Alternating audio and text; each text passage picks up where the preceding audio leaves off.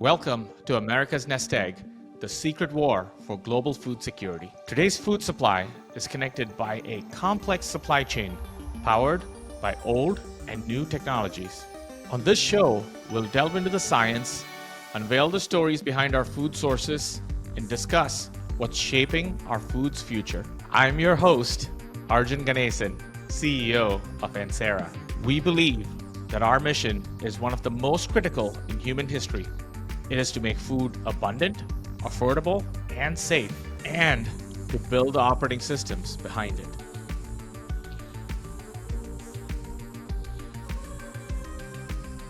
On today's episode, we sit down with Brian Ronholm, Director of Food Policy at Consumer Reports. Brian has a storied career in legislative and regulatory food policy and safety. He formerly acted as the Deputy Undersecretary of Food Safety at the USDA and speaks extensively on emerging technologies and modernization in the food industry. Brian, welcome to the show. Thanks for having me on, Arjun. Brian, I'm so excited for you to be joining us here. Can you start off just telling us a little bit about your journey, how you ended up being the director at Consumer Reports? Sure. I sort of joke with folks that I was kind of like the Forrest Gump of food policy, and that I just happened to be, at the right place at the right time in certain moments of my life. And I think it probably all started when I worked on Capitol Hill as a congressional staffer for Congresswoman Rosa DeLauro from Connecticut. That was kind of my first introduction to food policy. It was something that, she was always active in that arena, and I worked on those issues for her. And that allowed me the opportunity to get into this space, to kind of learn more about the intricacies and nuances of food policy, to kind of get connected with the folks, with various stakeholders. And then from that point, I was able to move over to USDA and get an appointment as Deputy Undersecretary for Food Safety. And this was during the Obama administration. And I was there from 2011 to 2017. And, that again kind of furthered my expertise and knowledge in that space. And, did some consulting after that term ended at USDA, and found this spot at Consumer Reports. And I've been very fortunate to be here. Been with Consumer Reports now for 4 years, leading their food policy advocacy efforts. And it's been a great ride so far. Brian, thank you. That's really interesting. One of the things that I wondered, Brian, and I'm sure that some of our listeners have the same question, what does Consumer Reports do? Can you talk a little bit more about what is Consumer Reports, and very specifically, what does food advocacy mean at Consumer Reports? Yeah, maybe I can help kind of give an idea of how Consumer Reports is constructed and how we go about our work to kind of help everyone get a good idea of the type of work that we do and how we prioritize things. So obviously everyone is familiar with the publication side, right? The magazine, it's been around for forever and ever, and it's known primarily for reviewing vehicles, automobiles, cars, et cetera, as well as home products, electronics, and everything else. I mean, that's what the primary source of revenue for Consumer Reports is kind of folks subscribing, becoming members, and being able to access that information when they go shopping, and that's critical for consumers. The second part that we have is a research testing division. Those are the folks that test all of these products, drive all of the cars, evaluate, use that data to evaluate and put out the ratings for the vehicles. Same with home appliances. We're based out of Yonkers, and on the lower levels of our facility, you'll see hallways just lined up with various appliances waiting to be tested. And that's how we come up with those ratings, is we take them into the lab and just run tests over and over and come up with evaluations that end up in our publication. And then the third part is the advocacy part, just fighting on behalf of consumers. And that's kind of where food policy lies. Food is one of those issues that is a primary tier 1 issue at Consumer Reports. It's not going to bring in members or subscribers, but it is something that they really value, and they enjoy that content. And they also enjoy the advocacy, like knowing that there are folks that are fighting for consumer protection. and that's the part I work on, and the food policy part plays into that. It's fighting for policies at the federal level, at the state level that can best protect consumers. No, that's super helpful, Brian. Can you talk to me a little bit more about the food advocacy side, right? So, Mhm. as a consumer, when I'm thinking about it, are there consumers that are requesting these things? Is there almost like a voice of the consumer that then further drives these advocacy needs? Can you help me understand that a little bit, please?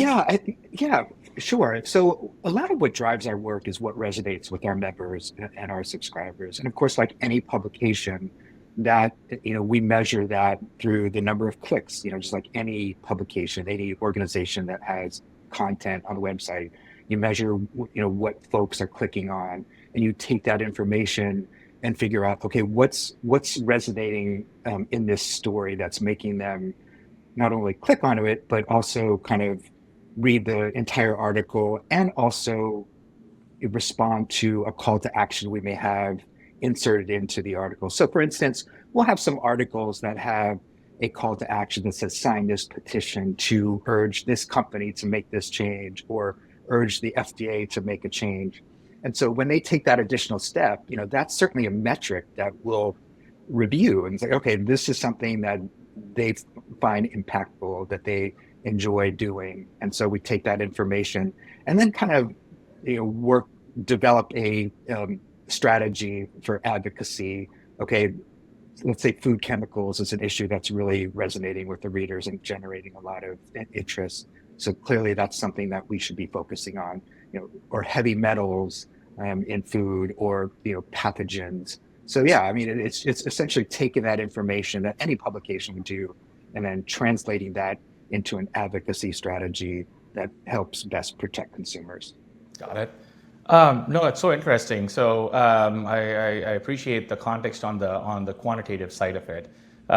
So I'm assuming that typically when people navigate to the site, they have some sort of a reason. So I'll assume that there's a little bit of a bias about someone that has a specific view, right? So and we need to almost autocorrect for that. But you do have this unprecedented view of almost looking at hundreds of millions of views and looking at the lens from the lenses of that consumer. Today, 2024 in America, what are consumers thinking about when it comes to the food supply? What's very top of mind, and what should policymakers, food companies, like what should they be when they if someone were to ask you that question, what would that question? I mean, what would your answer be there? Yeah, Arjun, it's really interesting because there's a lot of complexities and nuances to how consumers view food and food policy, and there's a number of folks who they may not follow a lot of this stuff closely, just in terms of how policies are playing out, either at the federal level or the state level. All they're worried about is the availability of food when they go to the store, right? And bringing that home and making sure that it's available, and that they don't get sick when they consume it. Very kind of basic information that the consumer tries to process. But there's also a significant segment that's growing each year, as you know, is people wanted more information about what they're consuming on a daily basis. Whether it's how the food is produced, is it local, is it processed through a kind of a factory farm, things like that. That they're seeking more information. It's certainly about ingredients as well, right? Like, what are some of the chemicals that are going into this? Is it heavily processed? Is it, is the food absorbing some of the heavy metals that can be found in water and soil? And how much is that impacting my health? So there's really a broad range of consumers that are looking at this. But, for the most part, there are more folks who are becoming more and more interested, especially the up and coming generations. They want more transparency, not only from policymakers, but from companies about what's going into the food supply. Got it. What are the three, if I were to ask you for three primary drivers from a consumer saying, I wish the government / industry could do these three things, what would number one, number two, and number three be? I would say, Arjun, that just based on kind of the clicks that we get from stories and the folks that respond, food chemicals certainly is a big issue that really is impactful, and it crosses party lines. I mean, it's essentially a nonpartisan issue. We want to know more about what's in the food, particularly things like food chemicals. I think we have a system now where companies are allowed to determine on their own whether a certain chemical is safe and introduce it into our food supply. So it's essentially self-regulated. And people are concerned about that. They want more information about how that's working and why there isn't more transparency. So I think greater transparency is probably the big issue, right? The second issue related to that too is kind of you know, kind of almost linked to climate change, right? What is in our water, what is in our soil that's being absorbed into our foods and ending up maybe increasing the risk of health risks down the line when you have continuous consumption of a particular food, especially for things like heavy metals and chemicals, because it's not something like pathogens, because we know that E. coli and Salmonella, Listeria, et cetera, those cause immediate illnesses, right? Right away through testing whether somebody's gotten sick from E. coli, Salmonella, or Listeria. And it's not so concrete when you're evaluating how food chemicals and heavy metals impact your body. And what's interesting, Arjun, too, is that we find that consumers are more concerned about kind of the chemicals and heavy metals that don't cause immediate illness compared to, say, a pathogen where it can immediately make you sick. So that's kind of an interesting play as well, in that they're not consumers tend not to be as concerned about the pathogens that can make you sick immediately and even kill you. Oh, that's so interesting. I think and please help me think through this through the light lenses, right? I'm thinking as a consumer, I've seen both the narrative for and the counter narrative for, say, something as simple as coffee, right? I've seen so many different stories, and me as the consumer, I'm looking and I'm wondering. Fortunately, I need my 2 cups of coffee in the morning, right? And there you go. There's your coffee, right? But how is there almost like a peer-reviewed system? Is there actually a methodology that is driving the consumer's opinion, or is this largely media and the stories that are amplified by it that has them concerned about some of these things? Yeah, I think a lot of it is driven by what consumers read in the news and what they see. And social media, all the positives and negatives of it. A lot of folks get a lot of information about this type of thing from social media now as well. And so, in terms, and it'll depend on who they trust with the information. Is it a social media influencer? In a lot of cases, we hope that's not true. We hope that they're relying more on information from Consumer Reports, from peer-reviewed journals that make very informed conclusions about the safety of a particular product or the risk of a particular product. The coffee beans is a good example. How are they grown? Where are they grown? Are they grown in a region that has soil and water that has high readings of particular heavy metals, and how does that pose a risk to the consumer? So you have a lot more consumers doing that type of digging into this information than ever before, and we're continuing to see that gradual increase. And so hopefully we can get to a point where they're relying more on kind of the science-based peer-reviewed information, or at least the reporting of that, compared to, say, what they've seen on Facebook from a friend of theirs, right? That makes a ton of sense. Hey, just going back a few years to your time at the USDA, it was a really important time in the United States, right, where FSMA and the enforcement of FSMA really happened for everybody else. It's the Food Safety Modernization Act. That was the era of the Food Safety Modernization Act, right? When you look back over that time, what are 3 things that you look fondly upon? And then I have a follow-on question. What would Consumer Reports Brian ask Deputy Undersecretary Brian today? Well, let me just kind of clarify the jurisdiction. So at USDA, they don't have any jurisdiction over the Food Safety Modernization Act. That's the Food and Drug Administration, Right. FDA. So during my time at USDA, I was looking from afar about how FDA was implementing FSMA. I will say that I was working on Capitol Hill at the time when the law was being drafted, and my boss certainly was an active participant in those discussions. And I, I will say that it was it was such a unique experience and such a great experience because what you saw was a coming together of this coalition that included consumer groups, industry groups, academia, just saying, you know what, it's time to implement some significant changes to our food safety system to better prevent these outbreaks that were happening. Because you will recall at the time that there were some very high profile outbreaks in kind of the mid to late 2000s, right? You had the peanut butter, you had a number of fresh produce outbreaks with spinach, romaine lettuce, et cetera. And so everyone recognized that there was this need to come together and work together to push for this law. And that's how it was able to get signed, was you had this unique coalition coming together of strange bedfellows, really, to make this happen. And so the implementation part, I would say, is really the most difficult. We're 12, 13 years since it was signed into law, and there's still some significant pieces that haven't been implemented fully.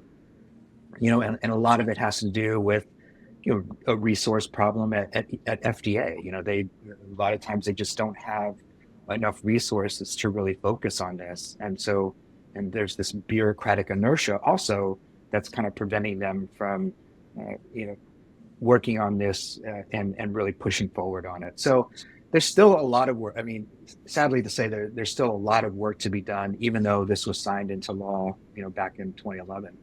Got it. And just as you look back at your time at the FSIS, the Food Safety Inspection Service, Brian, what are three things that you look fondly upon looking back, almost a decade later now? Yeah, there was a lot of good work that we ended up doing that we were able to make a difference. Things like just little things that aren't going to make headlines. Things like test and hold, like require producers to test their product and hold on to it until they get a negative reading before they release it into commerce. Things like that. It's and trying to combat salmonella.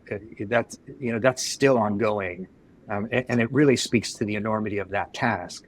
But I think kind of setting that stage and kind of establishing that foundation to kind of propel those discussions to continue to move forward, I think was absolutely critical. And you see that the future administrations, the ones that followed ours, picked up on that and continue to work on it. And you see that happening with the FSIS leadership team today, where you have Emilio Esteban, Sandy Eskin, Paul Kicker. They're all focused on it and wanting to make changes. I think another big difference that we were able to make is declaring additional strains of E. coli as an adulterant in ground beef. So prior to that, it was just O157H7, which is kind of the most toxic strain.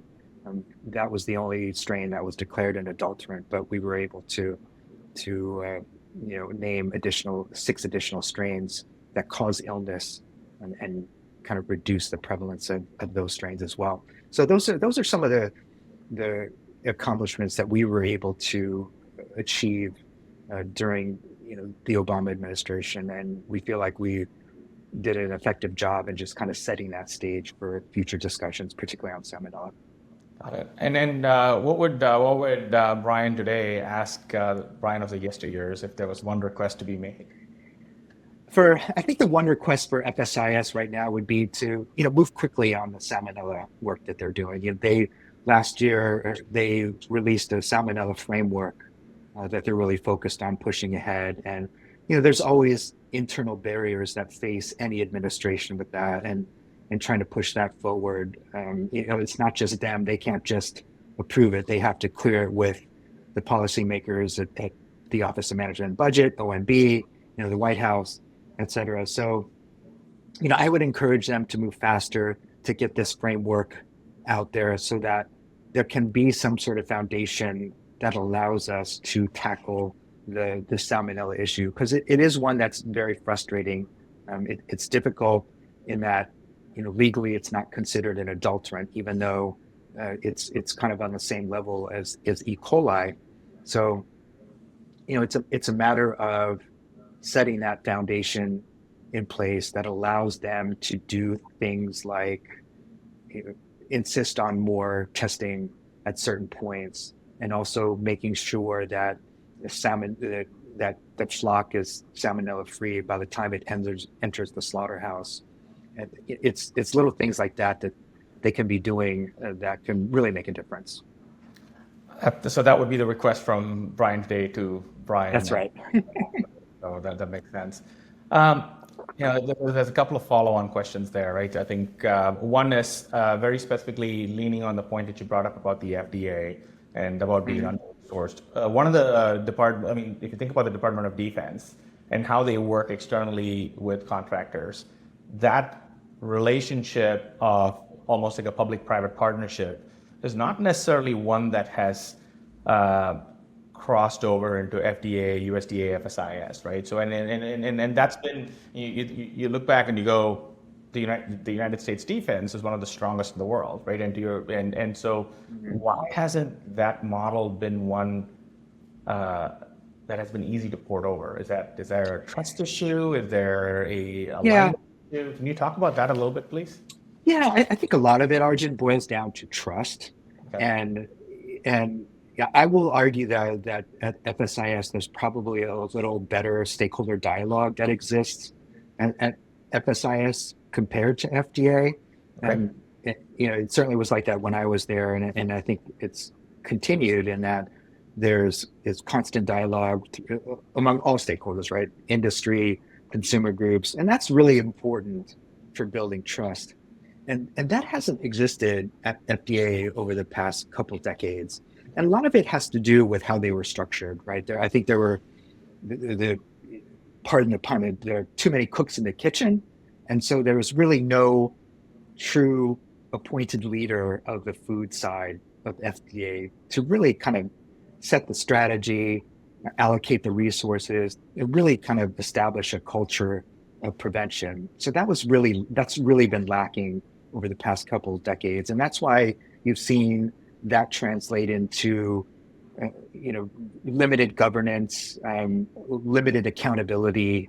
When there's too many people that think that they're the leader of the program, it really ends up being a bifurcated system, and it's really difficult to govern and really set policy, because it really creates a lot of confusion among the rank and file, right? Because they don't know what the priorities are, but they're certainly on the path toward changing that with kind of the way they've changed the structure of the foods program, and appointed one person to be the de facto leader to kind of set the strategy, be able to control the budget, and do things like that to improve accountability, transparency, and governance. A big piece of this, Arjun, you mentioned is kind of the collaboration. I don't know if I would call it collaboration, it'd be more like dialogue, right? There needs to be constant dialogue among all the stakeholders between FDA, and industry and consumer groups. Industry needs to let the FDA know what's possible, like based on current practices, right? And consumers need to know that the policies are meant to protect them, not just to kind of protect industry. And a lot of that trust builds, through constant dialogue. And when that dialogue isn't there, as we know, people tend to kind of fill the void with their own thoughts and come up with different interpretations of what FDA is trying to do, and that only harms them. So I think one thing over here, Brian, the name of this podcast is America's Nest Egg, right? So we're very much looking at this and going, American technology has been feeding America, right? And as you look forward, how do you actually break down that divide, right, between the public-private consumer divide, and almost having that conversation, starting to rebuild that trust on each other, right? Not on policies, but Yeah. on each other. How does that even begin? Arjun, I think it really boils down to kind of dialogue, transparency, communication. Um, Consumers intuitively understand that technology can be very, very helpful, right? It allows crop to last longer or to be drought resistant. Technology like that where you can have plant-based products that has the potential for limiting impact on the environment and limiting the impact of climate change. So consumers recognize that, but they also want to know they're willing to accept that technology as long as they have a sense of what the process is like in terms of producing that food. What are the ingredients that are required to make that food to help make that difference? Understanding that there's processing involved, and there can be foods that require heavy processing, but understand that it has the potential of being beneficial to the environment and in some sense a little bit with their own health as well. So yeah, I mean, just like a lot of things, Arjun, it just really boils down to transparency, honesty, dialogue. You know, Consumers, I think, understand that industry wants to produce a safe product. They understand it doesn't benefit them if they make a product that makes consumers sick, because ultimately they go out of business.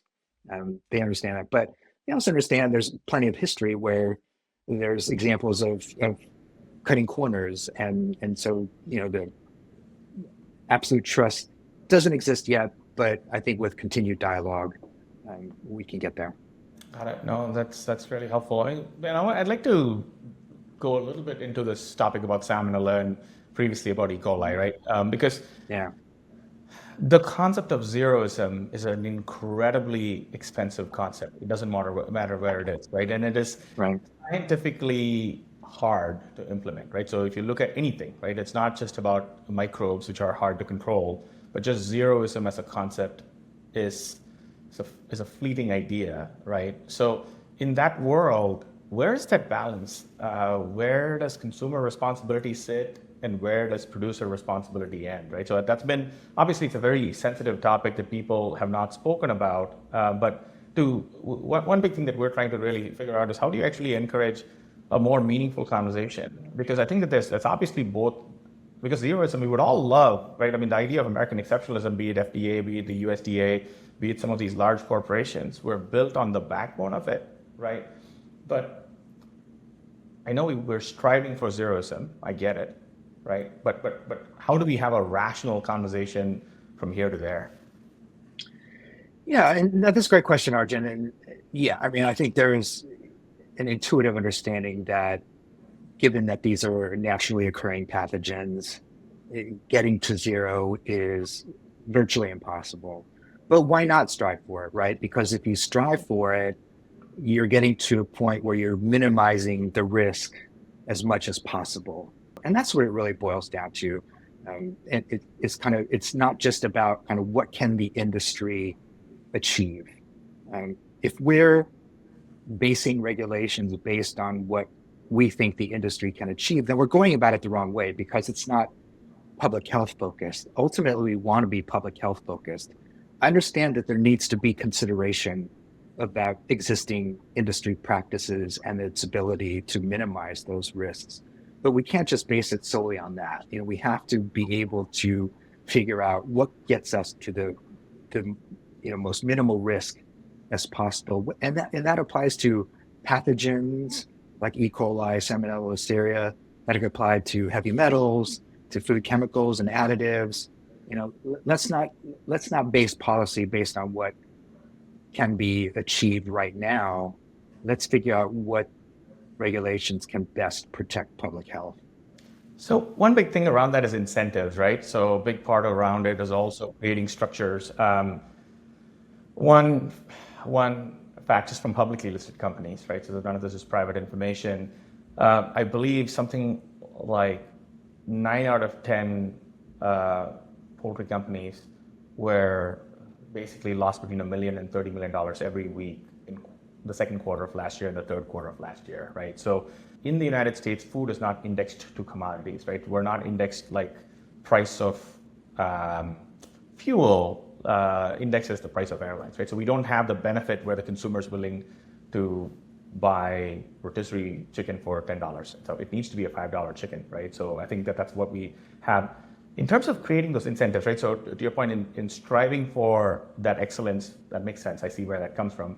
I also understand where you're saying, hey, the regulation needs to position for the future, but that gap is the incentive structure, right? So how should, as industry think about it? How should how should government be thinking about it? Because we all need to get there, and that's going to require a little bit of structuring, right?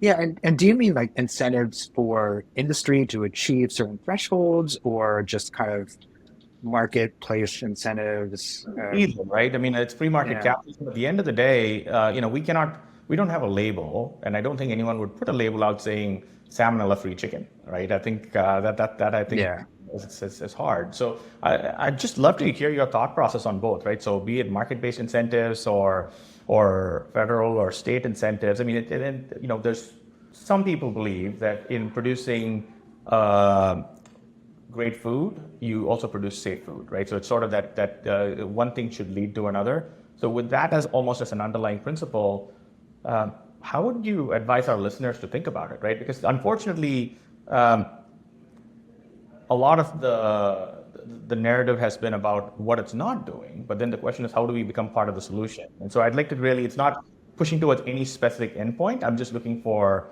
sort of a loud, thinking out loud type session more than anything else. Yeah. No, that's a good point, Arjun. I guess I would go back to, and you referred to this before in a previous question, and I think we all have a responsibility on food safety, right? It's everyone. It's the industry.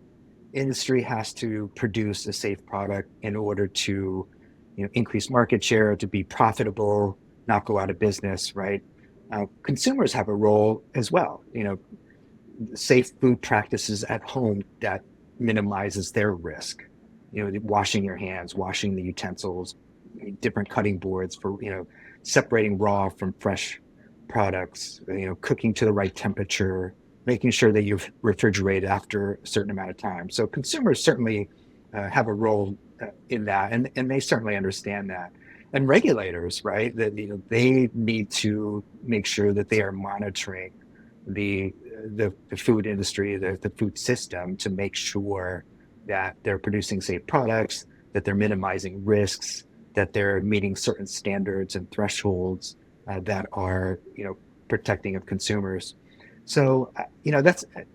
I hope that gets a little bit to your question, but we all do have a role. So it's not like it's solely on industry, and I don't know if that in itself creates its own incentive.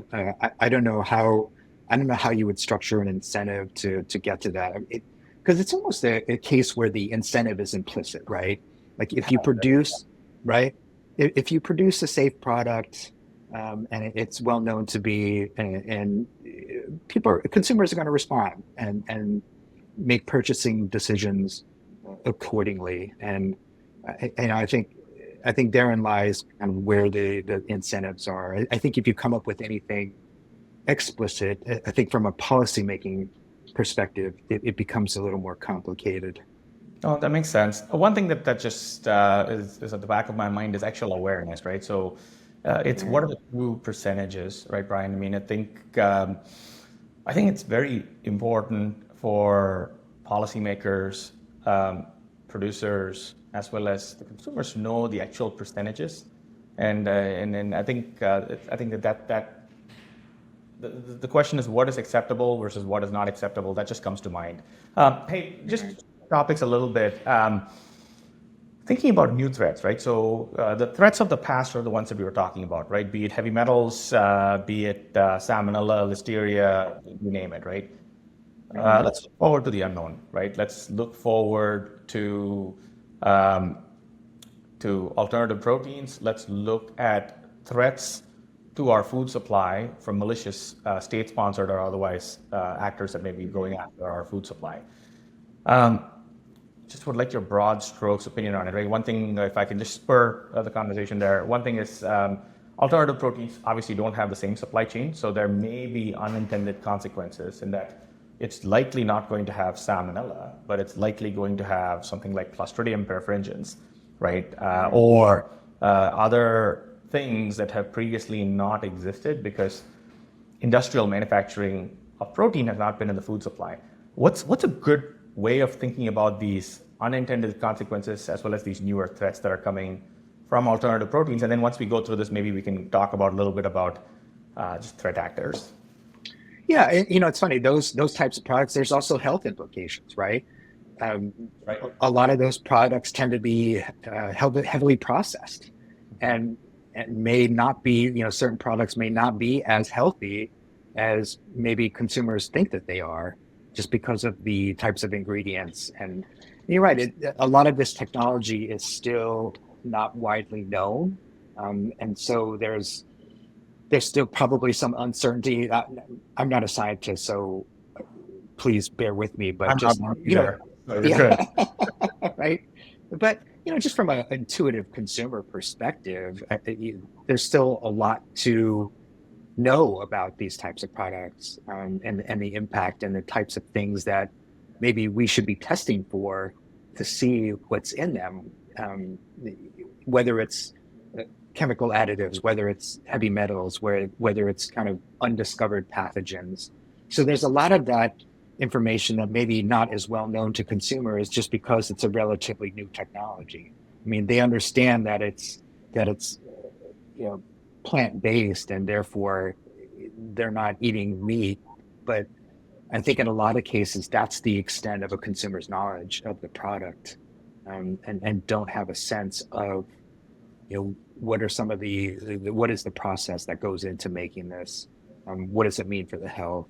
Does it pose a similar risk as consuming a regular meat product?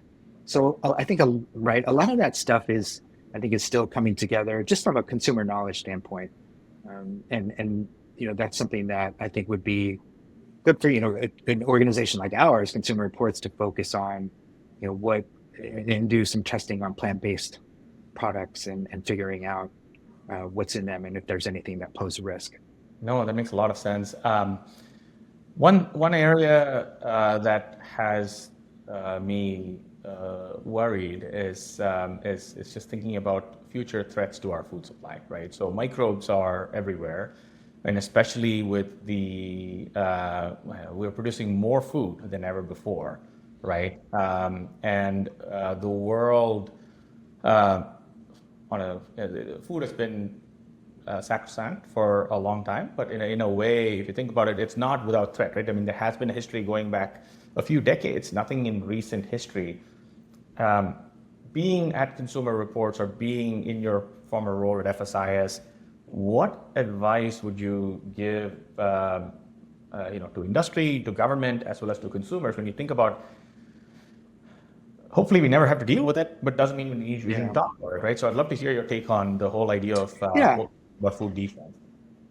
Yeah. I mean, Arjun, the way I usually respond to this type of question is to say that, food safety requires constant diligence, right? Constant work by everyone, by industry, certainly by consumers, regulators, because to your point, threats are always evolving, whether they're pathogen based, whether they're chemical based, whether they're,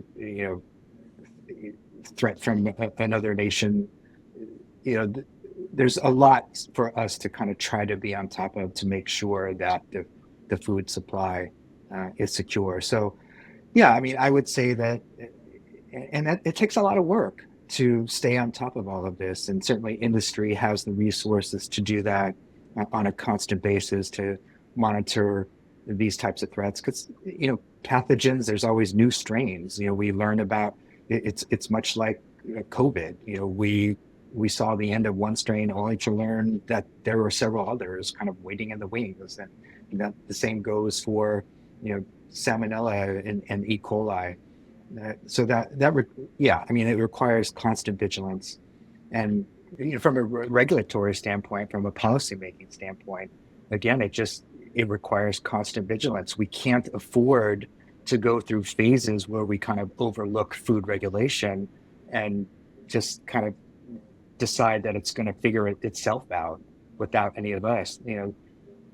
New threats emerge, particularly when you look from a standpoint of climate change, and certain areas of the world become drier. What does that mean when the wind picks up particles and pathogens and brings them to a food producing area? Those types of threats exist now, maybe more than they ever have. And I think our regulatory system has a very difficult time staying on top of that. So, are we able to be in a position where we can kind of test these kind of things on a regular basis so that it's more prevention based? We can't afford to continue to have this system where we're constantly reacting to outbreaks, because by the time these threats emerge, it's almost too late, right? We need to have a system that's able to figure out, okay, there's something coming down the pipe. We need to stay on top of it.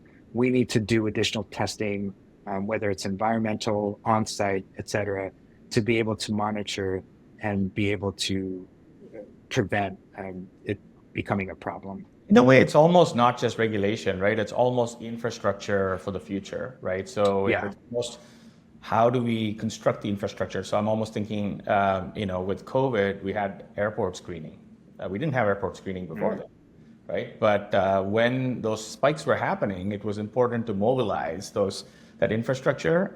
So I'm thinking about regulation. I get where you're coming from, but I'm also thinking in terms of, as the government's going into this coming year, I've heard more about Space Force than I've heard about securing Right. securing the important food supply, right? right? So it's just Yeah. So I was just wondering if there was any specific thoughts there, Brian.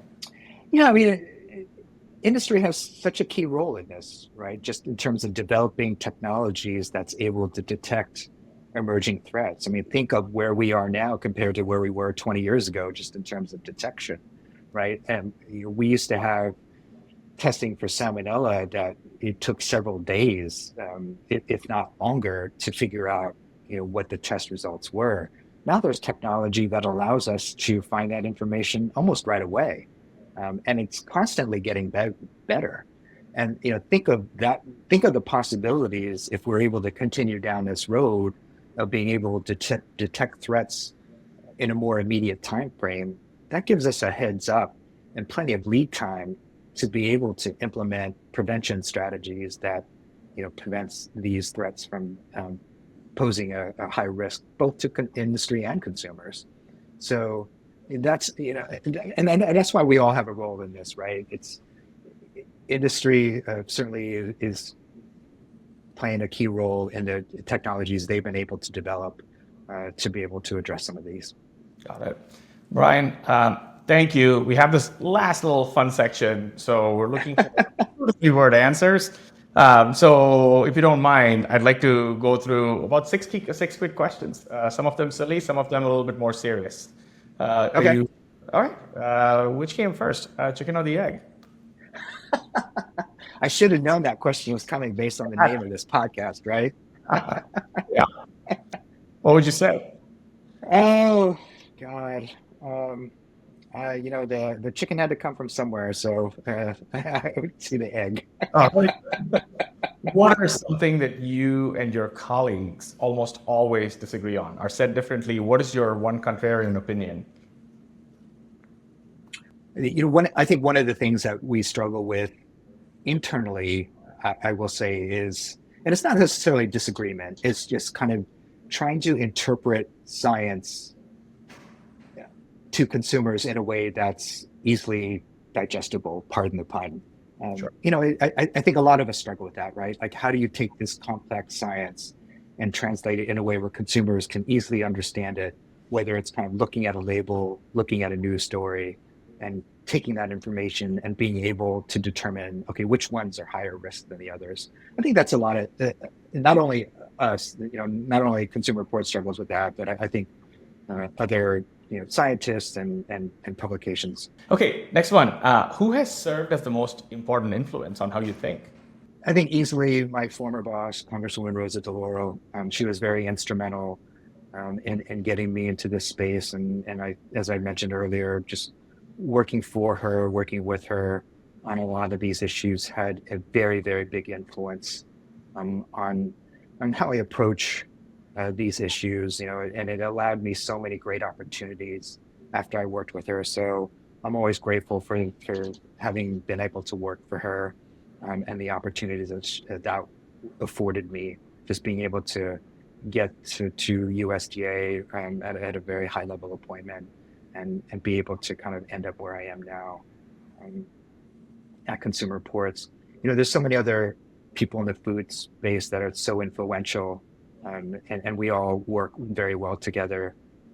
People like Mike Taylor, a former FDA food official, and he was also a former FSIS administrator. You'll recall that he was an official in the Clinton administration and declared E. coli 0157H7 as an adulterant. I work with them on a lot of stuff, and he's very influential for me.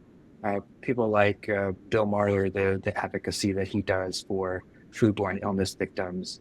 People like Darren Detweiler, Mitzi Baum. There's just a whole slew of people that I'm very fortunate to work with on a continuous basis that inspire me and that allows me to really, have a passion for the work that we do. Got it. Last serious question. What's the most frustrating food-related misinformation that you've ever come across? Raw milk being good for you. I think that is one of the highest risk foods that I think anyone can consume. And you hear a lot of stories about E. coli outbreaks that originate from the consumption of raw milk. And so I think that's one of the biggest misconceptions that I've seen. One thing you can eat any day of your life, every day of your life. What's the one thing? If I can eat anything? That's right. Are you trying to get me in trouble with these questions? Hey, that's the last question. Thank you. After that, Well, as I like to tell people that, I love food, I love food policy, but I'm by no means a foodie. So, my favorite, just like anybody else, it'll depend on your mood, right? If I could eat something every day, it, of course, fruits and vegetables, right?